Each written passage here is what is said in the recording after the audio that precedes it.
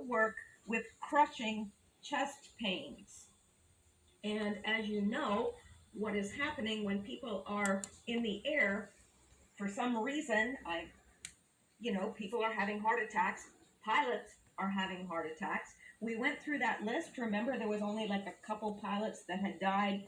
And then last year, there was like just reams and reams and reams and reams of pilots that died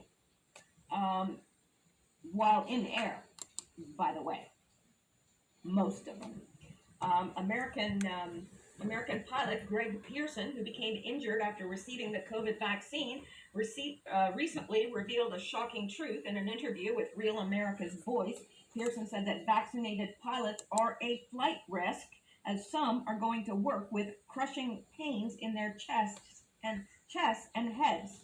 His revelation comes after the U.S. Army whistleblower Teresa Long testified late last year that she had to ground three out of three pilots in one morning due to vaccine injuries.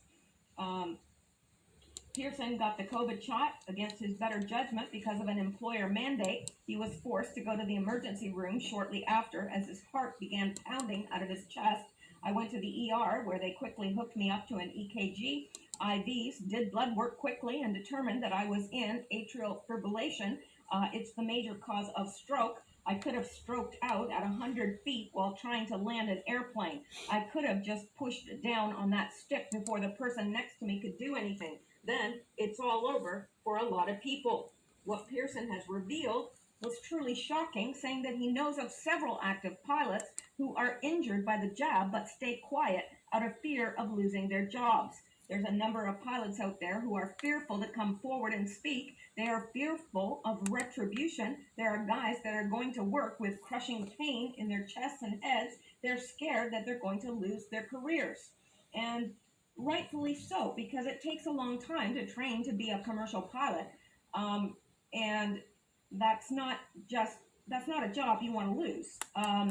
So I understand where these pilots are coming from, and I feel so sorry for them. I really do. But this places a lot of people in grave danger, not only to the pilots, but you've got to hope that you've got a co-pilot that is skilled enough to bring the plane down. Now, usually they are and can, but like he said, what happens if he stroked out and he was on the stick?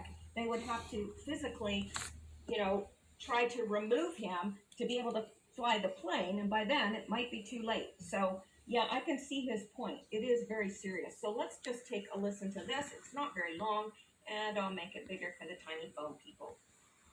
All right. I don't know why my computer's being so slow. Vaccine. I've never had a flu shot in my life. Injecting experimental drugs into me, not something I ever wanted to do. Very, very restrictive for the unvaccinated. Not if you're fully vaccinated, they don't care. But it's interesting because, well, I played you.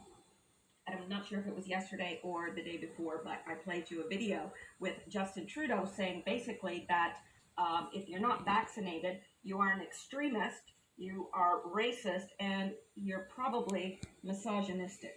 So, yeah. So anyway, and then he actually